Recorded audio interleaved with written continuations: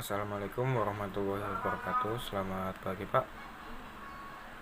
Mohon izin memperkenalkan diri. Nama Ibnu Fakotur Rahman Ardani, notar 22021440, kelas MTJ 23. Pada video kali ini saya akan sedikit menerangkan tentang materi sambungan pada mata kuliah rekayasa kendaraan bermotor. Yang pertama-tama adalah pengertian dari sambungan sendiri. Sambungan adalah suatu cara menyambungkan dua atau lebih benda dengan tujuan untuk mentransfer gaya atau energi dari satu benda ke benda lainnya. Sambungan sendiri dibagi menjadi dua, yaitu sambungan tetap dan sambungan tidak tetap. Pengertian sambungan tetap. Sambungan tetap adalah jenis sambungan yang memungkinkan elemen-elemen yang dihubungkan tetap dan tidak memiliki gerak relatif antara satu sama lain. Sambungan ini menghambat pergerakan atau rotasi elemen yang terhubung.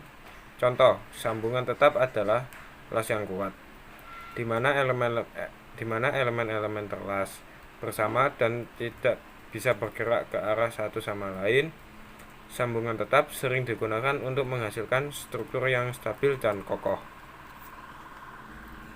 Untuk yang selanjutnya adalah sambungan tidak tetap.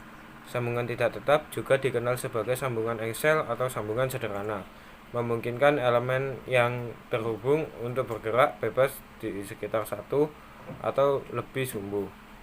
Ini berarti sambungan ini memberi izin rotasi atau pergerakan terbatas pada elemen yang terhubung.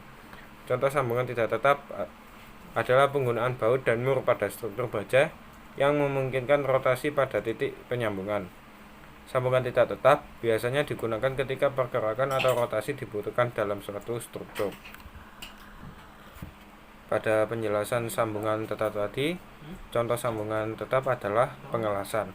Untuk pengelasan sendiri adalah salah satu teknik penyambungan logam dengan cara mencarikan sebagian logam induk dan logam pengisi dengan atau tanpa tekanan dengan logam penambah dan menghasilkan sambungan yang kontinu.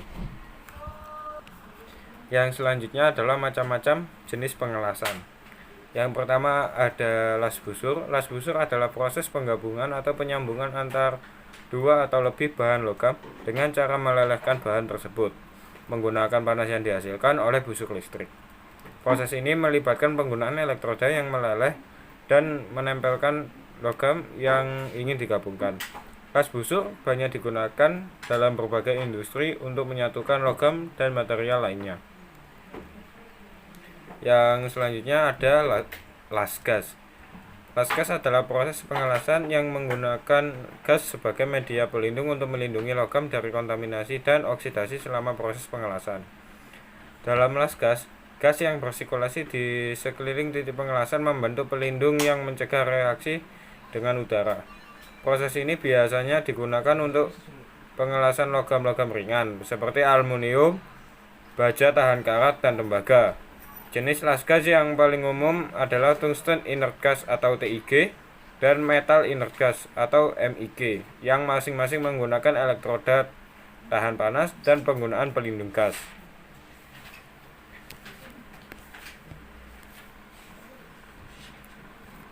Yang selanjutnya adalah las listrik. Las listrik adalah proses pengelasan yang menggunakan panas yang dihasilkan oleh arus listrik untuk melelehkan dan menggabungkan logam. Dalam las listrik, dua bahan yang ingin digabungkan ditempatkan dalam kotak dan arus listrik yang tinggi ditetapkan melalui pengelasan. Panas yang dihasilkan oleh arus listrik melelehkan ujung-ujung bahan tersebut sehingga mereka melekat satu sama lain. Ketika pendinginan terjadi, las listrik sering digunakan dalam berbagai aplikasi, termasuk pengelasan logam dalam konstruksi dan pembuatan kendaraan. Yang selanjutnya adalah las termit. Las termit adalah metode pengelasan khusus yang menggunakan reaksi termit, suatu reaksi kimia yang sangat panas untuk melelehkan dan merekatkan logam. Reaksi termit melibatkan logam oksida, biasanya besi 3 oksida atau Fe2O3, dan logam reduktor seperti aluminium. Ketika reaksi ini terjadi, sangat banyak panas yang terlepas dan digunakan untuk melelehkan logam. Las termit umumnya digunakan untuk merekat atau memperbaiki rel kereta api. Selanjutnya adalah las sinar elektron. Las sinar elektron adalah suatu proses pengelasan yang menggunakan sinar elektron sebagai sumber panas untuk melelehkan dan merekatkan logam.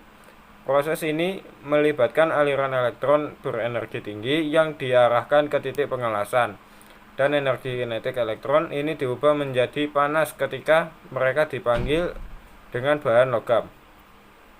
Hal ini menciptakan lingkungan yang sangat panas di sekitar titik pengelasan, memungkinkan logam meleleh dan mengeras. Yang selanjutnya dan yang terakhir macam-macam jenis las adalah las busur plasma. Las busur plasma adalah sebuah proses pengelasan yang menggunakan busur listrik tinggi untuk melelehkan logam atau bahan lainnya dalam keadaan gas yang sangat panas, menciptakan plasma. Dalam proses ini, busur listrik yang dihasilkan antara elektroda dan benda kerja sangat panas sehingga mencairkan bahan kerja dan menciptakan plasma yang dapat digunakan untuk menyatukan dua atau lebih bahan menjadi satu. Proses las busur plasma sering digunakan dalam industri karena keunggulannya dalam mengelas berbagai jenis logam dan material lainnya dengan cepat dan akurat. Plasma yang dihasilkan sangat panas dan mampu melelehkan logam dengan mudah, sehingga menghasilkan sambungan yang kuat dan tahan lama. Proses ini digunakan dalam berbagai aplikasi seperti konstruksi, manufaktur, perbaikan, dan sektor industri lainnya. Selanjutnya, saya akan sedikit menerangkan tentang sambungan keling. Sambungan keling adalah sambungan yang dihasilkan dengan paku keling, merupakan jenis sambungan permanen atau tetap.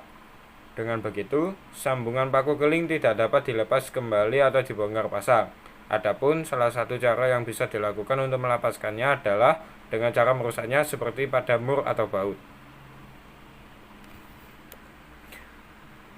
Selanjutnya adalah sambungan ulir. Sambungan ulir adalah sambungan yang menggunakan konstruksi ulir untuk mengikat dua atau lebih komponen permesinan. Sambungan ulir merupakan jenis dari sambungan semi permanen atau dapat dibongkar pasang. Sambungan ulir terdiri dari dua bagian, yaitu baut di mana memiliki ulir di bagian luar dan mur di mana memiliki ulir di bagian dalam. Sambungan ulir digunakan pada sambungan yang tidak permanen. Sekian sedikit penjelasan materi tentang sambungan dari saya. Apabila ada salah kata mohon dimaafkan.